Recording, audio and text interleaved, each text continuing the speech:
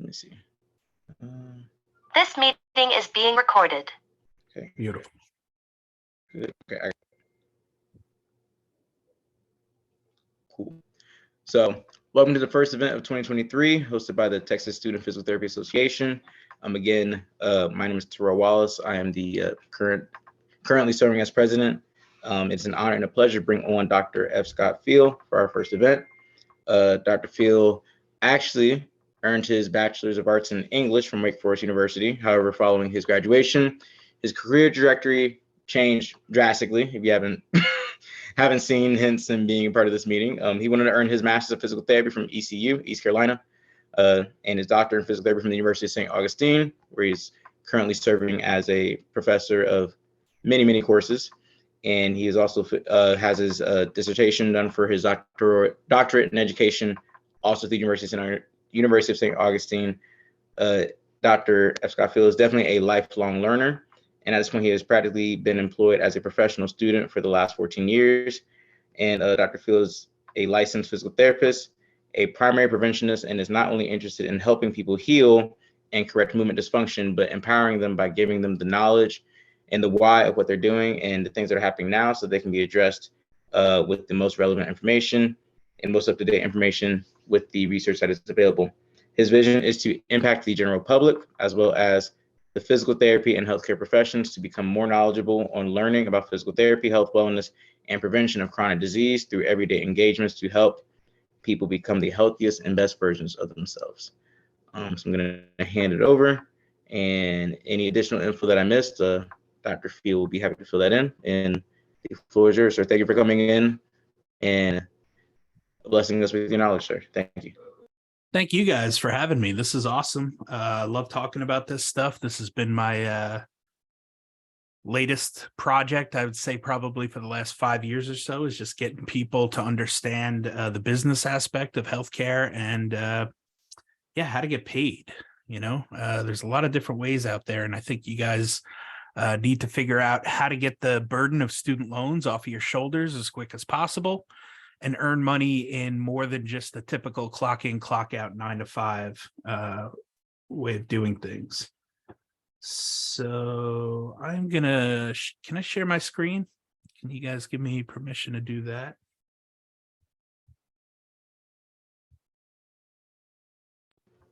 Yes, give me just a moment.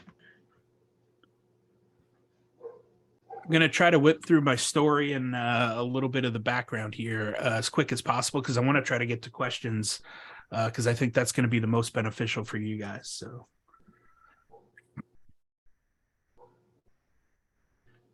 Okay, I made you a co-host, so I think that should increase your permissions.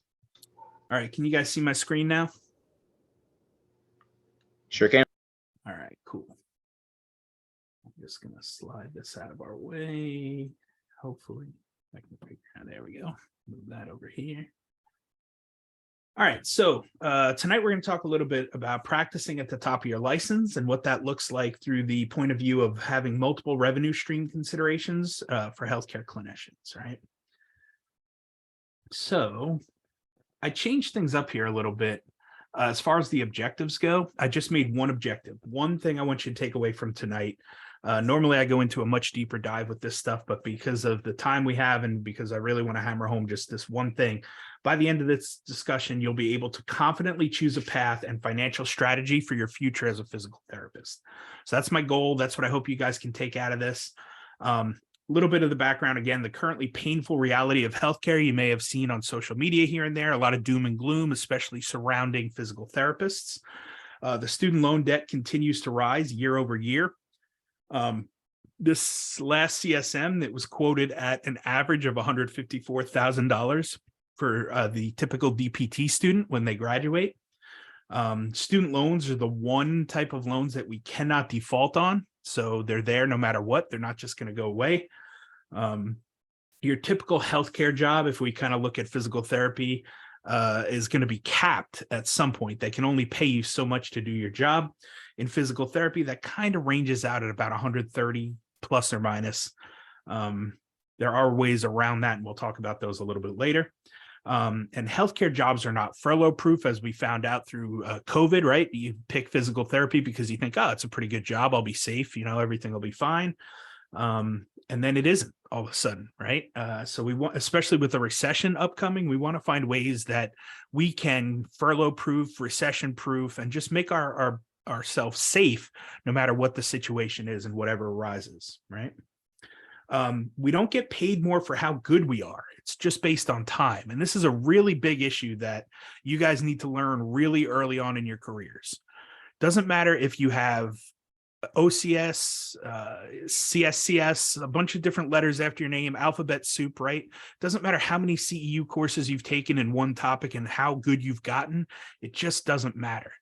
You could have 1 year of practice and have an OCS, or you could have 20 years of practice. You're both billing the same HET unit, right? Your therapeutic exercise unit. You're both getting paid the same amount. So it doesn't matter how good you are or how long you've been doing it. Your license only allows you to bill for the same amount as every other physical therapist. So that's a key factor to recognize there, because again, you could continue your education and learning and get all the CEUs in the world and all the letters after your name.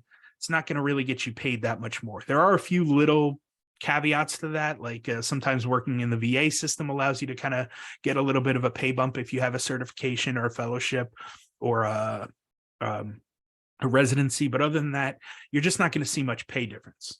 And then Medicare reimbursement is getting cut. We see that time and time again. The reimbursement rates are going down, down, down. And if Medicare does that, generally insurance companies tend to follow that.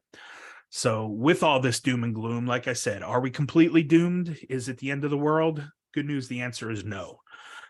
So what gives me the authority to teach some of this stuff? Like Terrell was saying, I've got a DPT, my EDD as of 2018. I've been a clinician now for 16 years and counting. #1 best-selling author on Amazon for PT Educator Student Debt Eliminator, which again kind of surmises a lot of the stuff we're going to talk about tonight, multiple revenue streams. I've been executing and implementing these ideas for revenue streams for the last 5 years now. It's 2023, so 5 years since I started my first business. And I paid off about $18,000 worth of student loan debt in the last 6 months. But truth be told, I'm kind of pumping the brakes on that, and I'll tell you why in just a little bit. So again, my story is not the normal straight and narrow story, especially for a physical therapist. Bachelor's in English from Wake Forest. Then I went on to East Carolina University, where I got my master's. They offered us, our year was the first year, they offered us a transitional doctorate if we stuck around 1 extra year to finish that. And I said, all right, well, it seems like that's the direction that the profession's heading. I should probably do it, right? So I started it there at East Carolina. During that time, my dad got sick. He had some heart problems, and he ended up passing away. And while all that was going on, I was studying for my board exam.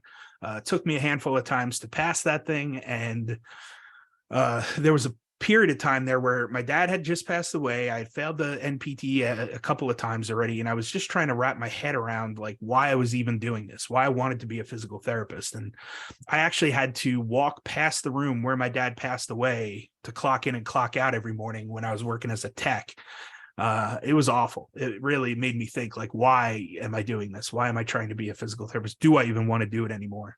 And eventually I, pulled up my big boy pants and quit the pity party and got to business, and eventually passed my NPTE, which was, the start of an eventual deep dive into physical therapy. So luckily, St. Augustine accepted a bunch of my credits from ECU, so they transferred over, and I finished up the transitional doctorate eventually at St. Augustine there, which while I was there, the head of the EDD program came to me and said, hey, are you interested in teaching ever? And I said, no, not really. My dad was an English teacher for many years, and I sat in on his classes, and, those kids are a bunch of jerks. I don't want to do that, And he was like, well, education and the adult learning is a little different, right? People are paying to be there. They need the knowledge you're giving in order to get their license and stuff. So they want to be there. They want to learn this stuff. And I said, that's probably a good idea. You're right.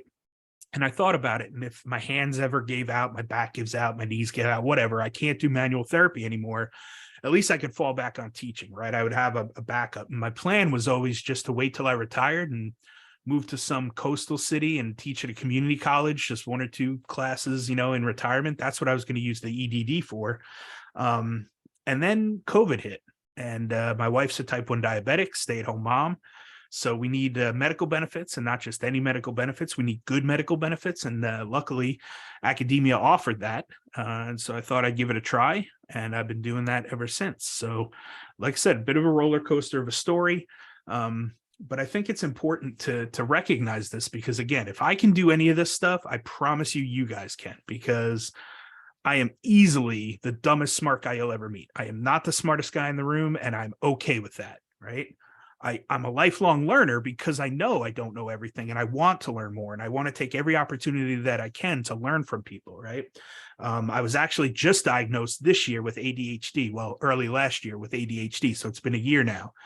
And I didn't, I knew I had some sort of learning disability. I wasn't sure what it was, but it turned out to be ADHD. And so it makes a lot of sense now in hindsight, right? Why was it so hard for me to pass my NPTE? Why was it so hard for me to finish my dissertation, right? They dragged me across the finish line kicking and screaming for that thing. So, it makes a lot of sense now in hindsight. I wish I had gotten tested earlier. College would have been a lot easier, grad school way easier. But it is what it is, and I'm learning now how to navigate it, and working with my doctor as far as getting medicated and stuff. So it's been phenomenal. It's been a really great life change for me, great experience. So we'll talk a little bit about my vision of healthcare and what I thought it would look like. Right, thought I'd graduate, live comfortably with a good salary. I thought I'd be able to cover the expenses for me, myself, my family, everything, and I thought I'd have a lot of time freedom, right, to, weekends and getting out early in the, afternoons to go fishing, golfing, and reading and just doing the things I enjoyed doing. Well, that was not the reality, as I found out. I got into healthcare, graduated with 2 doctoral degrees, yay me, but also $140,000 worth of student loan debt. So not an awesome way to start my career, right? I had a lot of fear and doubt that maybe I chose the wrong profession, that those degrees should just pay for themselves, right? It's a doctoral degree. I should just make a ton of money and it should just, pay for itself. And again, like I said, I pursued the educational doctorate just to have a fallback. I honestly didn't even know why I did it at the time. So I'm glad that I did. Obviously, it worked out, but it didn't make sense to me. I was halfway through that educational doctorate program, and I was like, what am I doing with my life? Like, I don't even want to teach. I don't know why I'm here. I don't know why I'm doing this. But then I talked to a bunch of mentors of mine, a couple of them in the physical therapy world and a couple of them in the business world. And every one of them basically had the same thing to say in different ways, so to speak. But the main thing was leverage. That was the one key word, phrase, theme that came out of talking to all these guys was leverage. And the takeaway message was, as long as you leverage your degree, your knowledge, your life experience, your background, you can do whatever the hell you want, literally. And that message really started ringing true to me, and it put me at ease, and I felt calm enough and safe enough to now go and pursue and finish my dissertation. And just get that out of the way, right? So as soon as I did, I went back to clinical because I was like, I'm burnt out on academia. I'm not teaching or anything like that. That dissertation almost killed me.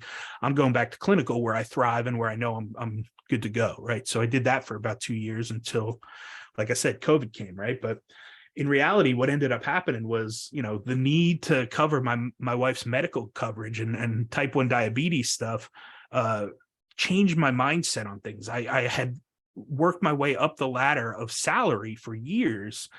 For 10 years of my career, I just kept getting raises and raises and raises with every job I switched to. And I still wasn't happy. I was pretty miserable. So chasing the almighty dollar was not a good strategy. When I really switched the mindset to hey, why don't we find a job we're happy in, find the best possible medical benefits we can, and then whatever the salary is, make that salary up with a side gig or a side hustle, right? And while I was working full-time clinical, I probably the most I made, I think, as a clinician was probably about 120,000. That was doing home health. We'll dive into that in a little bit here. But that being said, I was probably working about 70 hours a week, and I was having to come home and do documentation at home after a full day of work. So it was not ideal. I had done travel therapy right out of the gate. Again, we'll talk about that in a little bit. But it wasn't really an option with a growing family. We kind of had to settle down somewhere and put our roots down so our kids could like go to school, make friends, et cetera, et cetera. So travel wasn't really an option for me, right? And I was stressed beyond belief. I mean, I was constantly just getting that tight chest feeling, that anxiety, which I had never really dealt with, you know, and it was it all focused around all the issues, and the spats and the, you know, spousal discussions were all tense, and they were all about finances, right? So that stressed me out a little bit, and that made me worry about, you know, again, did I make the right choice? Is this going to be okay? So then I started having to figure it out, right? I started having to come up with an idea of how we could do this stuff, right? And how we can make this work. So in my 16 plus years of being a physical therapist, I've been in every setting you can imagine, literally every setting, including pediatrics, which was not my favorite. God bless all of you folks that want to do pediatrics. You can have them all, and I would be glad to refer them to you, because that is just not my thing. Way too much energy, just off the charts. Did not work well with my ADHD. So that being said, outpatient physical therapy is where a lot of people like to go. It's where I thought I was going to end up. I was just going to be an ortho bro for life. I was going to be the New York Mets physical therapist. That was my dream job. That's what I was going to do. There are some good outpatient settings for sure. Some of the downfalls or the pitfalls with outpatient therapies, you can get caught up in what they call a mill physical therapy clinic, right? Where you're seeing 20 to 30 patients a day.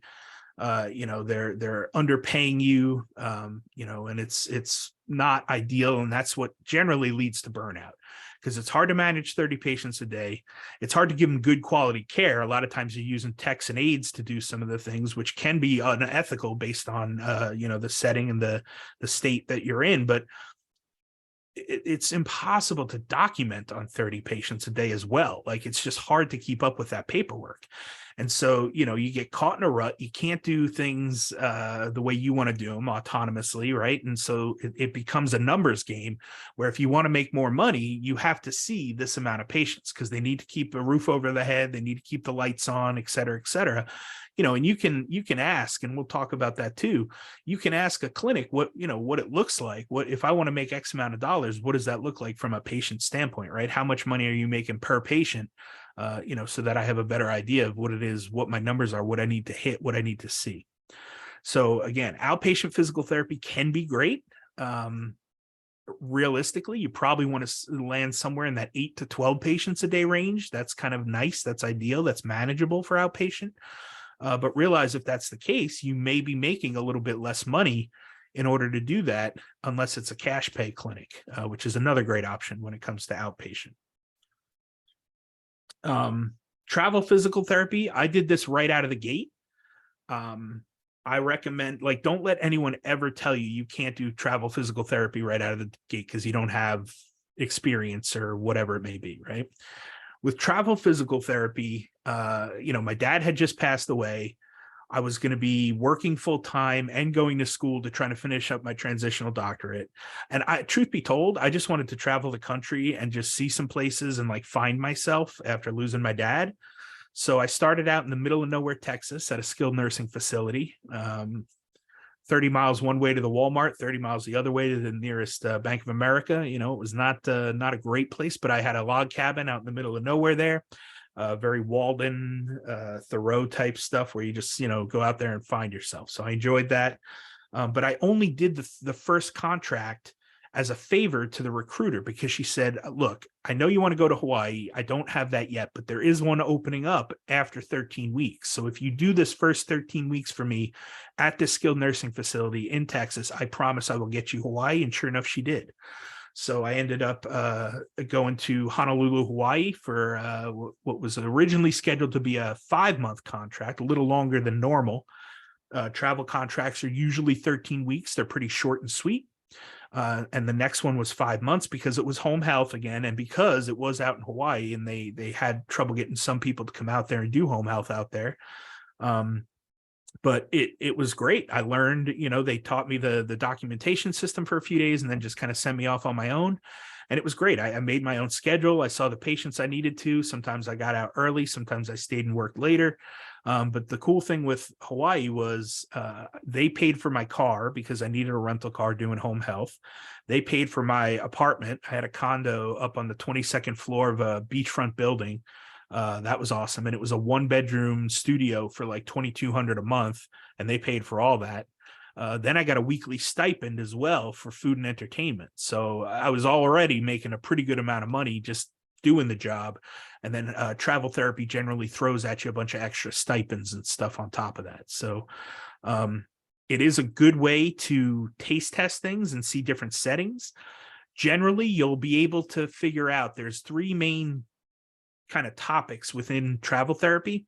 And it's the amount of money that you make on the contract per week after taxes. There is the setting that you want, right? Outpatient, acute, SNF, whatever. Or the location, right? The city that you want to work in. So those are the big 3. You're likely not going to hit a home run and get all 3 of your choices. But if you're a little flexible and you give and take a little, it's a good place to work because you can usually knock out 2 of those 3. So if you want a high-paying job in an outpatient setting, you may have to go to rural, middle of nowhere. If you want, a high-paying job and it doesn't matter the setting, but you really want to see Seattle, you can find that very easily, right? So like 2 out of the 3 you can usually get. Sometimes you get a third, but usually not, right? That being said, the most important thing for a travel PT is going to be the recruiter. And I put up here Aureus Medical because that's who I used.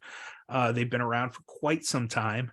The reason I like Aureus is because their recruiters generally stay, right? Recruiting is usually pretty high turnover. And it's not ideal to lose your recruiter, especially frequently, especially in the middle of contracts. Because you've talked with them, you've gone through a list, you've done like kind of an interview process. They know who you are. They know your goals. They know what you're trying to accomplish. They know what to look out for you. And they can even talk to you while you're on your rotation or your clinical, or not clinical, your contract, and say, hey, I know you really, like where you're at and you're trying to get to that 13 weeks, but at week number 10, I've got this ideal opening that you've been looking for and dying for. Would you be willing to terminate that one early? We'll pay the termination fee and go to that one out there that really needs it. Yeah, absolutely. So they can kind of walk you through things like that. Again, Aureus just has a good track record of recruiters that stay for quite some time because they treat them very well. Whereas normally it's a job that can see a lot of burnout and people leaving and like I said, turnover there. So, and if you do choose to use Aureus, like I said, full disclosure, you can drop my name there. We get a referral bonus too for anybody that signs up using our name too. So they treat their clients well and they, continue that on even after you're gone from there. If you want to refer anybody, they've got a really good referral system. So feel free to do that. I'd be glad to talk to you about it too if you ever have any questions. All right, moving on to home health physical therapy. I've done home health quite a bit, especially in the last 5 years or so.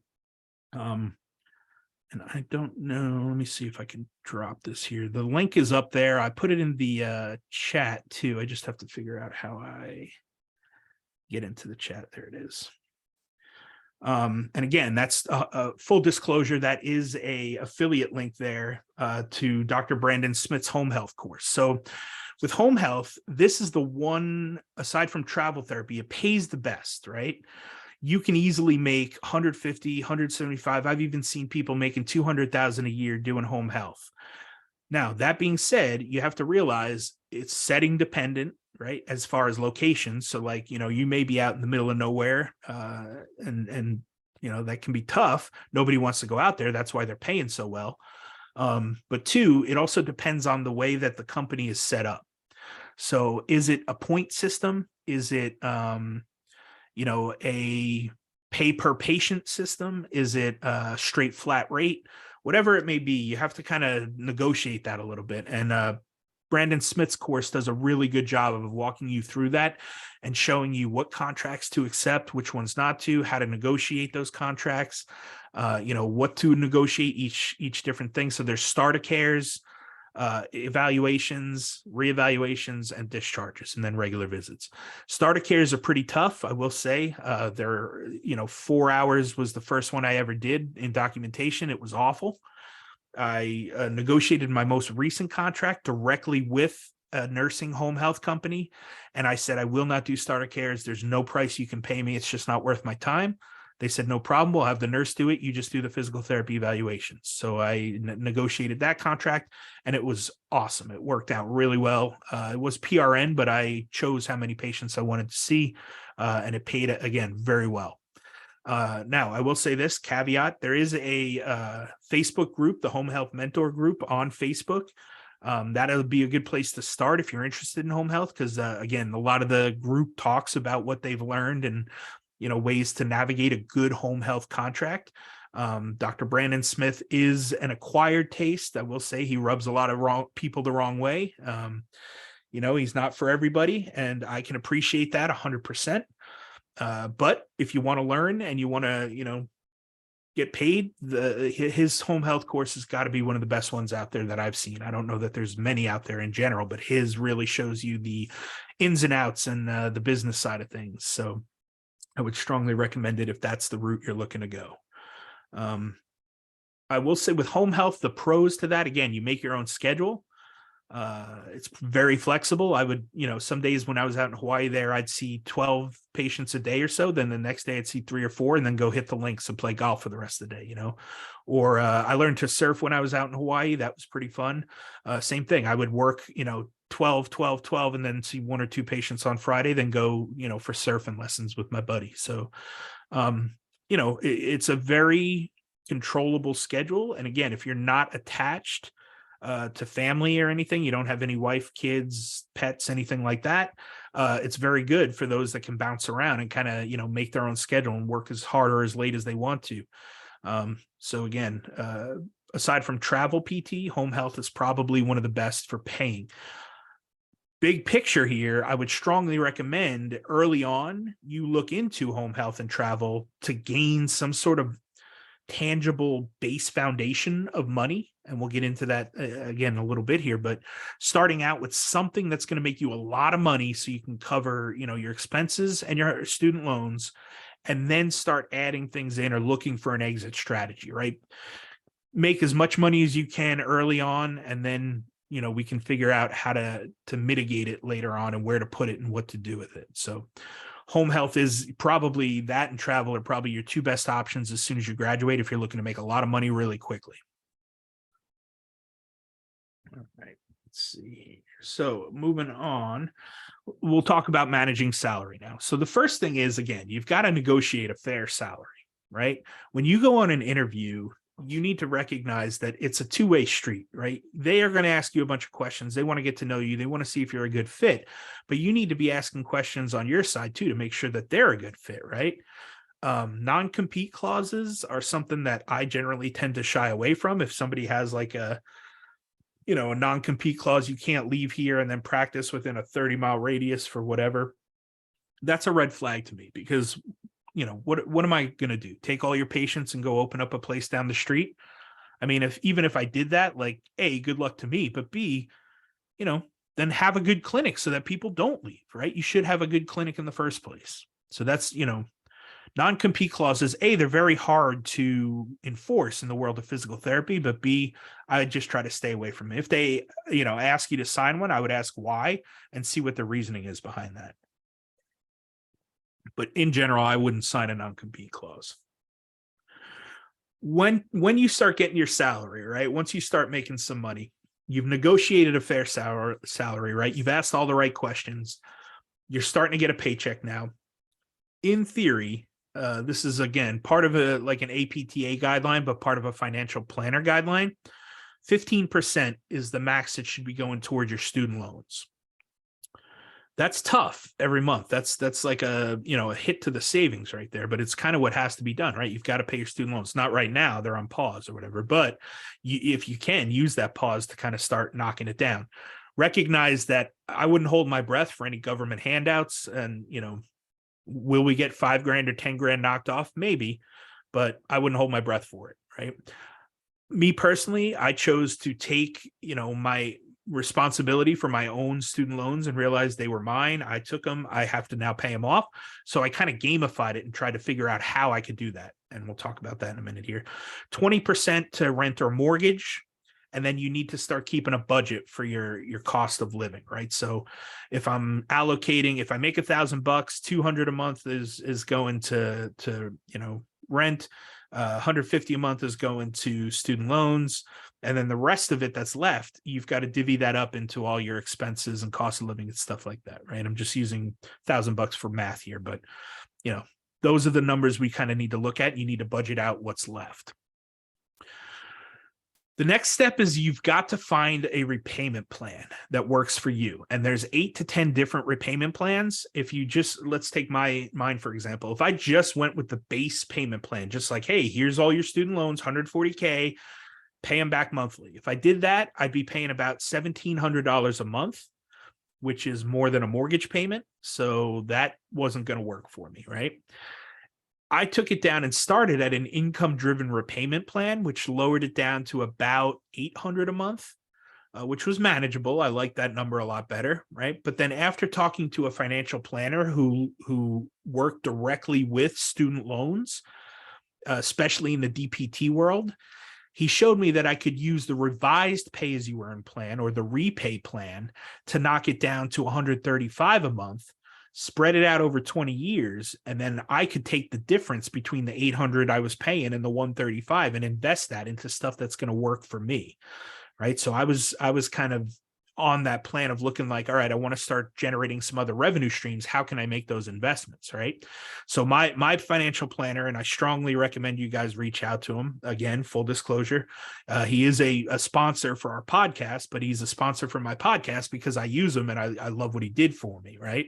His name is Chris Varela. You can email him at chris@varelafinancial.com and, let him know that F. Scott sent you or the HET podcast crew sent you, and he'll take care of you. But it's good to get that repayment plan figured out first, because it's going to be different for everybody based on their life goals, their family planning goals, their current level of debt, what their area is as far as like setting and what they think they may make and stuff like that. So it's different for everybody.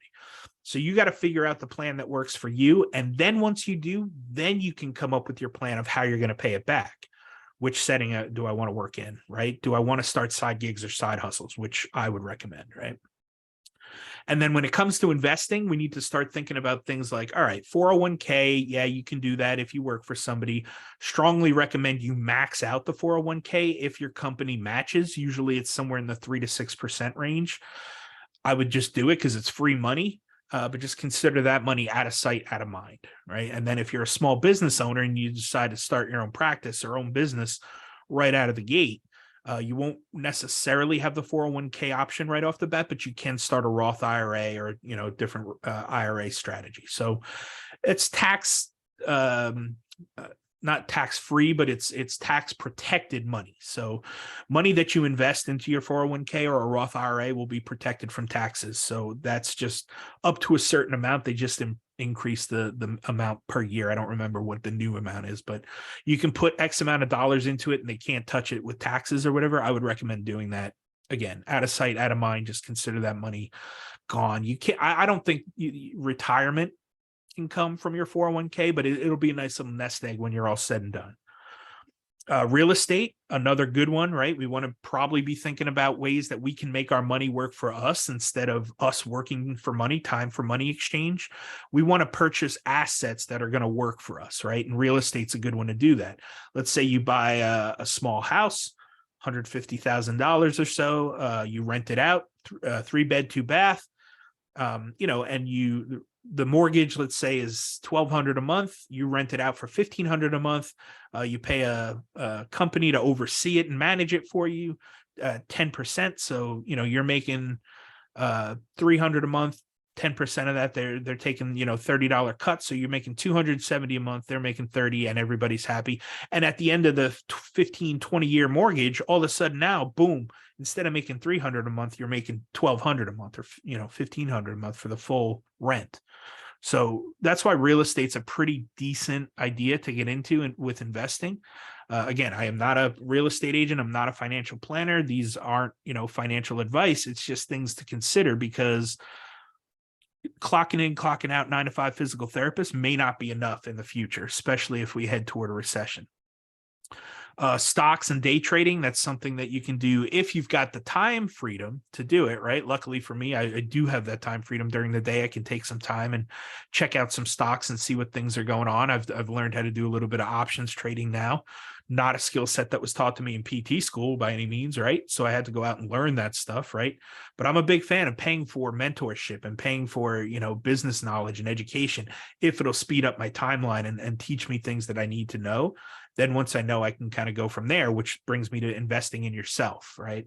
I've taken a lot of courses. I've taken a lot of mentorship, business mentorship, and coaches, and I've never regretted one of them. I've always had a positive ROI when I've invested in myself. So yes, you can invest in CEUs and learning more and stuff like that, but you have to kind of weigh in, like, what's the ROI on that? Like, should I invest in a CEU course, or should I invest in a business course and how to grow and scale my mobile practice or whatever it may be? Right. So currently, like I said, I'm working at the university as my full-time gig. And then I've kind of got 2 side gigs or side hustles, right? 3 if you kind of count the mobile PT practice, which I don't do as much anymore because I moved to a population out in Wimberley there where it's like 4,000. I was in Waco doing it, and it was about 100,000. So the population was a lot bigger. But I've got pteducator.com, which is my online site, has a lot of my courses and blogs and things like that. And then I've got a consulting business that I do as well, right? And on average, I'm probably bringing in about 6,000 per month on the side gigs and side hustles. I generally make more from that than I do as my 9 to 5, which is, fine. But again, the 9 to 5 to me is important because A, it provides me the medical benefits that I need, and B, I love teaching. I love educating. I love the transfer of knowledge. So it's a good fit for me, right? The 9 to 5 makes me happy and I enjoy that. But then I can lean into my side gigs and side hustles to really boost my income and really make my money from that. The money that I make from 9 to 5 is nice. It's kind of like the cherry on top, right? So again, I kind of use this feel-good method that I've come up with in my consulting firm that basically keeps things organized if you're looking to start something like a side gig or side hustle, right? The umbrella here at the top, this is your zone of genius, or the one thing that you're really passionate about, one thing you love. The thing you're best at, the thing like the population or whatever you'd work with full time for free if you could, because you just love it that much. This here really starts you off as your North Star, and everything you do. And this can even start as a student. All the content you create, all the things you do, everything you learn should be centered around this zone of genius, right? This is kind of like your holding company, right? Each one of these tubes here is a stream of revenue, a different stream of revenue. Again, all underneath that umbrella of that zone of genius. I'm not saying to do like 10 different things and worry about shiny object syndrome. Instead, all of these things are centered around this zone of genius. This bucket here is just basically your income or anything that you get paid for from a company, like a 9 to 5. Our goal is to kick this bucket, right? Figuratively and literally get rid of that thing. And then this is your assets trough. And hopefully you're not leaking out too much money at the end of the month, but whatever you need to take out, you take out. These numbers here are just like a to-do list of what you need to do to get this up and running. So for me, Feel Good Industries LLC is my holding company, if you will. I have my 9 to 5 here, right? I've got Epic Therapy and Wellness is my mobile PT practice. PT Educator is my online, FGI Consulting. The HET podcast that I do on education, healthcare education, is going to be its own company, its own LLC soon.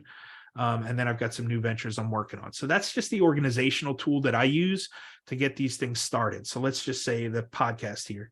What do I need to do here? Well, I need to buy a microphone and a solid computer. Number 2, I need to find a hosting platform, right? Use Podbean or Libsyn or something, right? Number 3, I need to set up a bunch of interviews. Number 4, I need to record. Number 5, I need to post those recordings, right? So that would be kind of a rough draft of how you would get this stream of revenue up and running.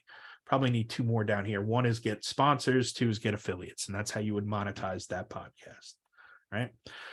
So again, some of the side gigs that I've started doing, I started writing. I was an English major, so that helped, right? I did a lot of copywriting and writing copy. Those are two different things. Copywriting is more business writing and learning how to write for a business, whereas writing copy is more like blogging or writing SEO articles for web pages and for other practices, not necessarily PT related. Starting your own practice, right? Again, I started my own mobile practice about, I don't know, 10 years into my journey. I just realized I wanted to just do something on the side and see a different patient population. Consulting has been a great one for me, right? I could see a cash pay patient for $200 an hour, and that's great. For a physical therapist, that's a pretty good rate. Or I could go to a local moving company that has 30 people and say, hey, would you like to lower your workman's comp costs? I've taken an ergonomics course. I'm an EDD. I'm a DPT. I know how to show people how to lift properly, how to use body mechanics, how to not get hurt lifting. We can go over that, and I can put together a course on that. I can come in and teach them all in 2 hours. I charge $1,500 an hour. So $3,000 for 2 hours worth of work doing consulting, or $200, an hour for treating a patient and doing patient care, right? So you've got to kind of figure out what works for you and what makes the most sense, and leveraging the most for, time, so you get the most bang for your buck. Course creation, again, whatever your zone of genius is, whatever your expertise is, you go into course creation, create courses on it, right? What do you know how to do to help people, right? This doesn't even have to be at a DPT level. You don't need your license to create courses. If you're a basic trainer, a personal trainer, something like that, you could create courses like that. It's just whatever you're comfortable in, whatever you know the most, whatever you feel drawn to. That's where I would go for that. YouTube, that's been a good one recently. We've PT Educators got about 1,900 subscribers now, so it is monetizable. So we get paid off of the ads that run on YouTube on the videos we put out for the podcast. Social media management, this is a good one for students, right? Because again, you don't have to be licensed to do this stuff, but you could find local healthcare clinics or PT clinics that don't have a digital footprint, and set up their Facebook business page, set up their Instagram, set up their Twitter, right? And then charge to manage it and keep them, posting several times a week on those different platforms, right? Teaching, again, obviously, if you're in a doctoral program, there's a strong chance that you could probably teach at a community college level or even at an undergraduate level if you've got a master's or something like that. Gross anatomy is always looking for people to teach. So look for undergraduate gross anatomy or whatever you specialized in as your undergrad degree. You could do marketing. Marketing's a big one. One of my clients actually graduated debt-free because he started a marketing agency where he ran Facebook ads for PT clinics. He was charging $3,000 a month to get about 30 leads per clinic. He only had 3 clients each month. That was $9,000 a month extra that he was making while he was a student. And again, he was able to pay off his tuition and graduate debt free. Now, that being said, you have to know yourself, right? You have to know, can I take this stuff on, or is that way too much for me? That's over my head. If you're not doing well in school, you probably don't need to be opening a business right now, right? You just need to focus on graduating because you need the degree and the letters after your name to leverage a lot of this stuff eventually. And then speaking and coaching, I love to do that. I'm increasing my speaking gigs this year. So thank you guys for having me, because this kind of helps with a lot of that speaking engagement stuff. All right, so I want to open it up for questions. I know that was a lot, kind of like drinking from a fire hose, but the goal here is to give you some ideas, to give you some concrete things that you can take home and do. Think about what settings you want to go into, why, and then other alternatives beyond just what setting I'm in. Maybe I don't want to do outpatient. Maybe I don't want to do travel. Maybe I don't want to do home health, but I do want to do outpatient, but it doesn't pay enough. All right, well, maybe I do the outpatient, take the pay cut, and then start a side gig doing social media management or marketing, right? Or maybe I start a blog and a YouTube channel and, work on monetizing that, so there are options. That's the good news. Now we just need to figure out what option works best for you. So I'll go ahead and stop that. I don't need that anymore. What questions do you guys have? What can I answer for you?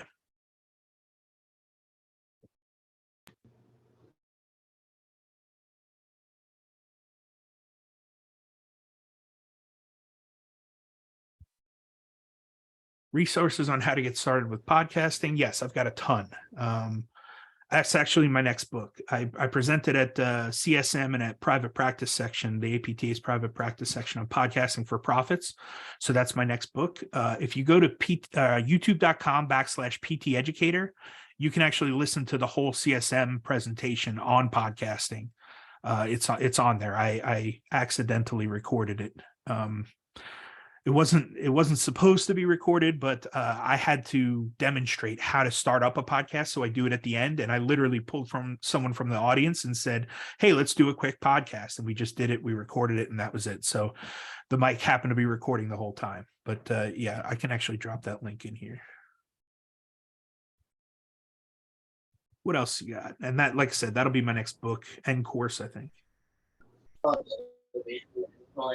And so just a disclaimer to everybody, you can we have throughout the past couple of weeks, but I'll definitely do another post shouting out Dr. Fiel and tagging all of his social media and all of his resources on an Instagram post. In regards to questions at this current time, you can either drop them in the chat or you can raise your hand and I can give you permission to speak your question if needed. So that's just how to navigate questions for the remainder of our time. And I'm pretty accessible on social media, so just hit me up and I'll be glad to answer anything that we don't get answered tonight. I love this stuff. I talk about it all day, every day. So how does your mobile PT business work? Is that essentially like your own company and then you are the sole PT within that? Yeah. So I started it off as just a general outpatient ortho type mobile PT, cash pay, 100% out of pocket, out of network. I don't take insurance. I only take cash. And so I started not really knowing what my population was going to be. I just figured I could help everybody. And so there were 3 CrossFit boxes in the Waco area at the time. So I went to all 3 owners and I asked if I could do a quarterly seminar on injury prevention. One was shoulder injury prevention, one was low back injury prevention, one was knee and hip, right? Or lower extremity. So I did those, and eventually I got 2 patients from my second seminar. And those 2 women made me realize that I understand CrossFit, but I don't enjoy it. It's not my niche. It's not something that I'm involved in or really want to go into. So luckily, both of them had husbands that needed help, and both of them were business owners in the Waco area. So I started treating one, got him better. He loved it. And then I started treating the other one in his home, and he loved it. So then the 2 of them started spreading the word for me, word of mouth wise, to all their other business owners, because I wasn't really selling physical therapy, right? I was selling them time. They loved the fact that I could drive to them at their home, their gym, or their office. I can't tell you how many PT visits I did on a business call, right? The guy's on a business call. I'm working on his shoulder or whatever, it was crazy. I learned a lot during those calls, which was awesome.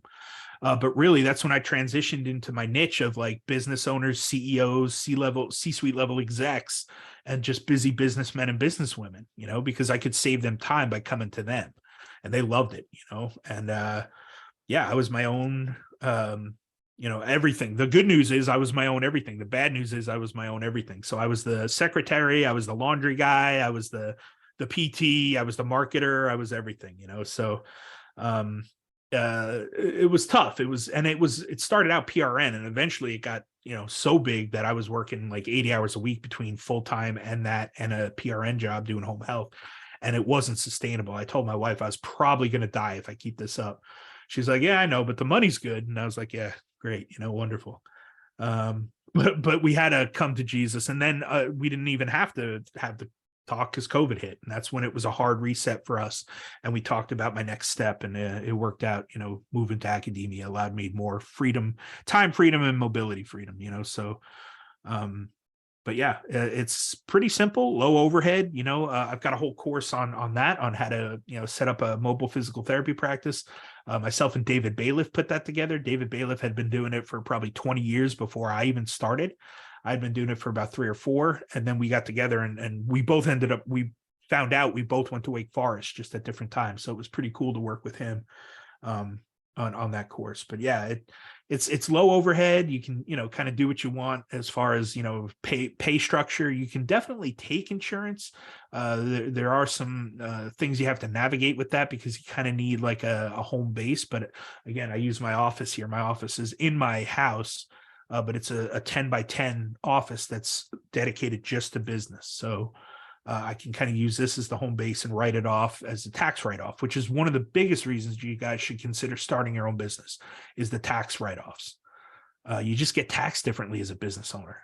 I mean, if let's say your salary is $100,000 and you've got $20,000 worth of write-offs, that's going to knock your salary down to 80 grand and probably put you in a smaller tax bracket. So you're going to get taxed less. It's just worth it. Even if you only make, 4 or 5 grand a year on your side business, that side business is enough to knock your taxes down significantly, and that is really where it's worth, is getting the tax benefits and the tax breaks. So was the mobile business considered concierge, and had you find insurance company cover? Yeah, it is concierge. They have to, call in to schedule, and I look at my calendar and I insert them wherever I have free time. But the good news with home health was I was driving around anyway, so I just slotted my patients in amongst my home health patients. I scheduled them that way, so it fit. And as far as an insurance company to cover you, American Professional is the one I use. There's a lot of good ones out there. Tell them, explain to them what your business model is and what you're doing. And the cool thing about American Professional, they customized it for my mobile PT business, but also for my online business, for pteducator.com, which was really cool. So I'm covered there as well. It's not like pteducator.com is not really a medical site. It's more like a business and entrepreneur site, so to speak. But we do talk about medical stuff on there. So there's a disclaimer somewhere on there that says like, hey, this is not medical advice. It's just for entertainment purposes and education purposes. Consult your doctor for all medical stuff. That being said, I recommend not using HPSO if you can avoid it. They are APTA's like go-to insurance company, and they're just super expensive. They're way more expensive than any other insurance company I priced out. So there's a lot of good ones out there, but I would use anybody but HPSO. And again, the one I use is American Professional. Look them up. They're not available in all 50 states yet, but they were working on that last I checked. So they're probably pretty close at this point. I think it was like 36 when I first signed up, and that was like 5 years ago.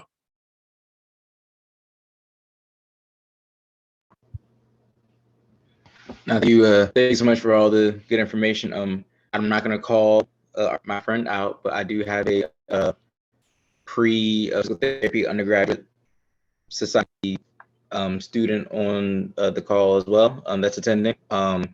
And I know in undergrad, I kind of had a similar mindset to you, where I was like, oh yeah, I'm gonna get this doctorate, save the world, and make all this money. And that's not the reality. And amongst talking to a lot of people, like if you want it to be a reality, it does consider, require a lot of hours and things like that. So I guess my question is, in regards to just if you were to talk to somebody and they were to ask, hey, in 2023, sorry, I'm still getting used to that. In 2023, I'm interested in physical therapy, but should I actually see it through in regards to like a career perspective? If you were to give a yes or no, what would your answer kind of, look like? Well, it's yes, because the profession is pretty awesome. It's a great place to work. It's a good foundation, but it's with a caveat. It's a yes if you plan on leveraging the doctoral degree and your zone of genius. Right. I mean, it may take you a while to find that out. You don't have to know it like right on day one as soon as you start PT school, but like you have to start getting an idea of what you like, what you're good at, right? What's that population you would work with, right? And if you find the thing that you're passionate about and the thing that drives you and gets you up out of bed every morning, then it's going to be worth it, regardless of what the salary is. Now we've got to make the numbers work, though. That being said, you've got to have enough money coming in to pay off student loans, your house, your car, whatever, right? So it has to make sense from an ROI. In hindsight, had I to do it all over again, I would have gone to community college for 2 years, probably gotten maybe even a PTA degree or whatever, but definitely a community college for 2 years. State school for 2 years, gotten all the credits to transfer over, and then probably state school for PT school as well. It didn't work out for me. I did not think that through. I just went to the best school that I got into because that's what I thought I had to do, but it was a private school. Wake Forest was private. It was pretty expensive, right? So I'm still paying a little bit of that off. But and then again, right? Transitional doctorate. I paid off ECU while I was there. I was working through that. And, I worked at a department store and it was enough to cover, master's degree in-state tuition at the time. It was great. But then I added the transitional doctorate and the EDD at private school, and that boosted it back up again. So I would try to go to a community college, then transfer to a state school for 2 years, and then hopefully a state school for DPT as well. But then again, while you're doing all that, find the population you love, find the zone of genius, if you will, find that thing that you're really good at, right? There was two brothers, the Kiel brothers, who they have a podcast called the QB Docs, and that's all they see is quarterbacks from grade school to college, and even I think a couple pros. But they attend camps, they give talks, they have their own camps they put on, they have the podcast, they have a YouTube channel, they have courses on training and how not to get injured as a QB and what you should be strengthening and all that stuff. And that whole thing has become both a personal business and brand, like a business brand and a personal brand.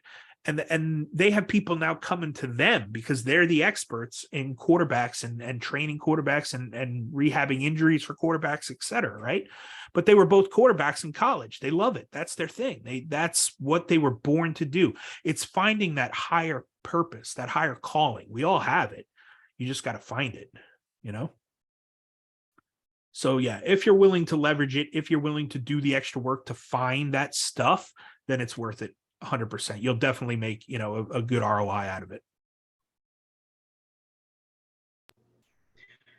And thank you for that. We got time for one more question. It's actually in the Q&A box if you don't see it. The undergrad pre-PT society president, I was saying I was not going to call it out. She called herself out in the Q&A chat and actually had her own question. But this will be our last question for the evening.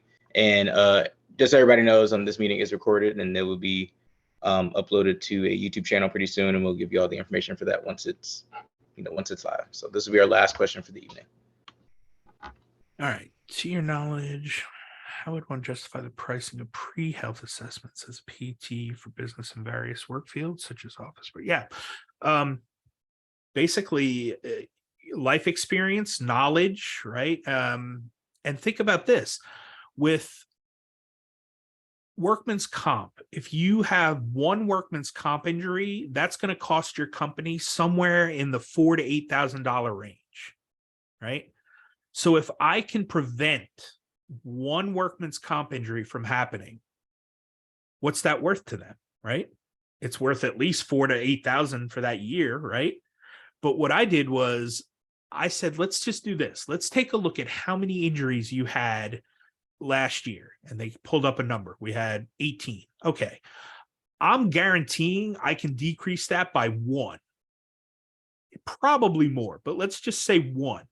If I decrease that by 1, then I've saved you $4,000 to $8,000, and I'm only charging $3,000, right? I charge $1,500 an hour, and I'm doing about 30 minutes worth of touring the place and seeing what you're working with, what equipment they're using, and jobs they're doing, and then I put together an hour-and-a-half seminar after that. I personalize it to that company, and so if I charge $3,000 and I save you $4,000 to $8,000 on one injury, you just saved $1,000, right? Odds are I probably prevented more than one injury from happening with my webinar, my seminar. So that's kind of how I justify it. Hey, look, I've got a doctorate in education. I've got a doctorate in physical therapy. I know the stuff. I know how to translate the stuff and teach them so that they get it and it sticks and they implement. I'm pretty sure I can save you at least one workman's comp injury for the year. If not, full refund, no problem. And I didn't have any refunds. So either my stuff worked or they just didn't care enough to follow up with me, And anybody can do that. You don't need your DPT to know enough about ergonomics and proper body mechanics and lifting, like there's people out there that do that full time and they don't have the degrees that we have. So That's kind of how I would justify it. Excellent. Thank you so much again for the wealth of knowledge you provided, Dr. Fiel. I've tagged Dr. Fiel, PT educator, on Instagram multiple times. I'll make a thank you post and tag all of his stuff, and all of his links are in his Instagram bio as well. And as Dr. Fiel said, he is definitely pretty reachable via Instagram. So again, I'll share that to the page. Everybody that's on the chat at this time, and I'm gonna send out a mass email as well. I know some people that hopped off.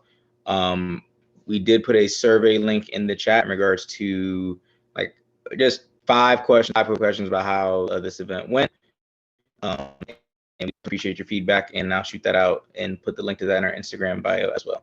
Dr. Fiel, thank you so much for hosting our first event of the year. Definitely have a wealth of knowledge, and I would not be surprised if we reach back out to you again to chat about another topic to poke your brain a little bit more. Absolutely. Thank you guys for having me. It was an absolute pleasure. Like I said, I love this stuff. I eat, breathe, and live this stuff. So I could talk about it all day, every day. I appreciate you having me.